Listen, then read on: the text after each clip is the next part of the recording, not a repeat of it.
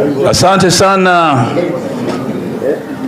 party leader Raila Amolo Odinga for your sacrifice to lead this party under such difficult circumstances in the Republic of Kenya, through thick and thin.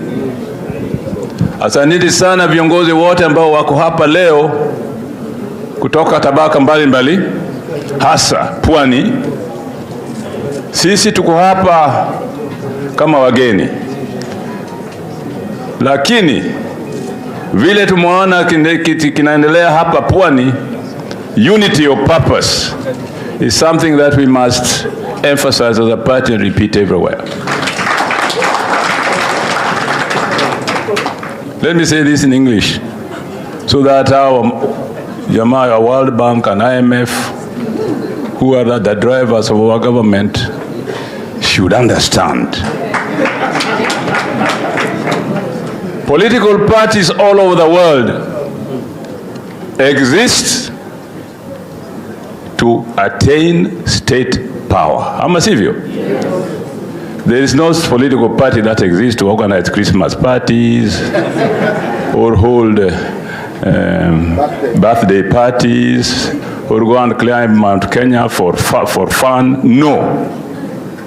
All political parties exist to seize state power.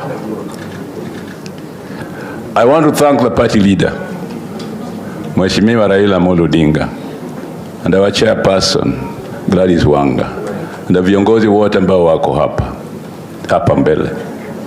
We have never left or departed from our vision to seize state power. That you must know. And one of the ways of seizing state power is to empower our people to know that the ballot is important in seizing state power. I hope that as we meet here today as branches of the party at the coast, we have discussed one thing. Are our people registered to vote? Because without registering to vote, we cannot seize state power. Ama sivyo? So one of the things that ODM has done right from the very beginning is to educate our people that voting, being a registered voter, is important, even if the vote is stolen subsequently, but you have the power to get there. Ama sivyo? So, as our leader goes to the AU,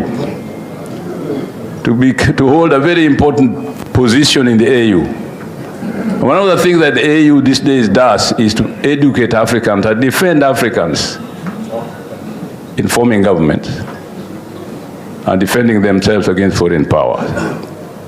We know for certain that African countries are made slaves of international financial organizations like the World Bank and IMF.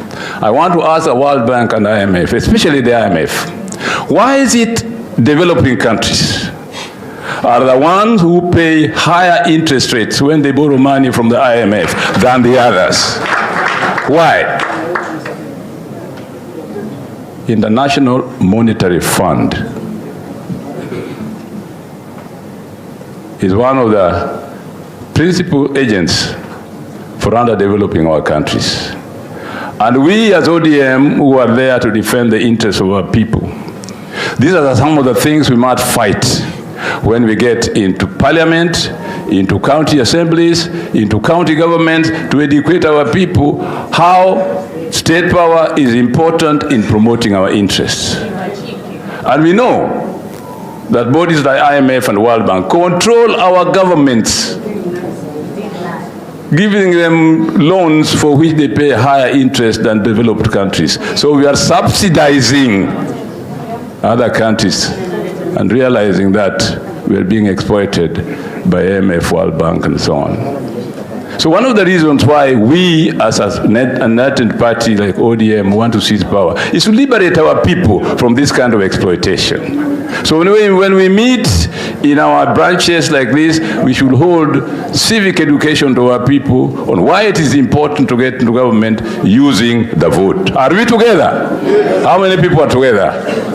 That's why I'm so happy that branches of the party from the constituency and sub-counties are meeting here today.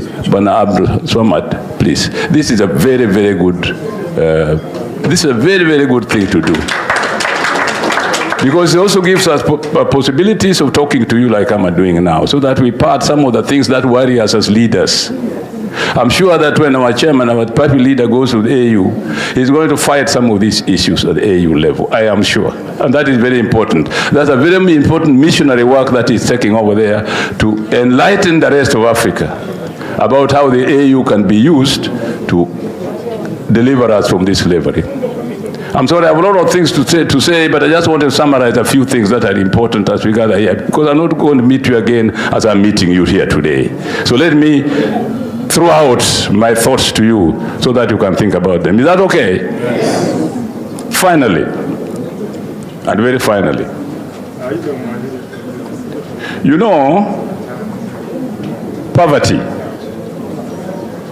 is a major drawback in giving people dignity. Poverty. And yet, we are poor among plenty. Agricultural land, factories, and so on. And one of the things that Ugatuzi was created, or we fought for Ugatuzi, was to make sure, sabotage. Was to make sure that when wealth is created at the county level, the people enjoy it.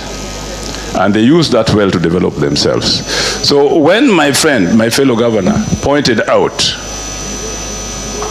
when they pointed out in the Senate that money was being reduced by the national government going to the counties, this is something that all of us at the grassroots should fight for. Not just leave it to the senators or parliament. All of us at the grassroots must fight for, and know that it's something once the senators are talking about it, we also cry at the grassroots about it, because it affects us directly. Don't just leave it to our representatives. The party as a mobilizer, the party as a force to give people political power, must reflect some of these issues in parliament and let the people be conscious about it. Masivio. This is why holding party meetings at the grassroots level and talking about substantive issues like those ones that I've talked about, like reducing money to counties. Let the people themselves own it. As party leaders, let us empower the people with that knowledge so that they themselves own it and fight for it, not just leaving our representatives to do it. Are we together? How many people agree with me that we are going to do this? ODM! ODM! ODM! Asanteni sana and Mungu awabariki. Let me now take this opportunity, ladies and gentlemen, if you allow me. And first of all, before I call the party leader to address you, I want to thank him profusely for giving me this opportunity to lead the party while he goes to the AU. I know his shoes are very big, I can't fit into them. But if you see me, Lothni and Longni, please come and help me. Lothni and Longni, please come and help me. Party leader, please come and address these people.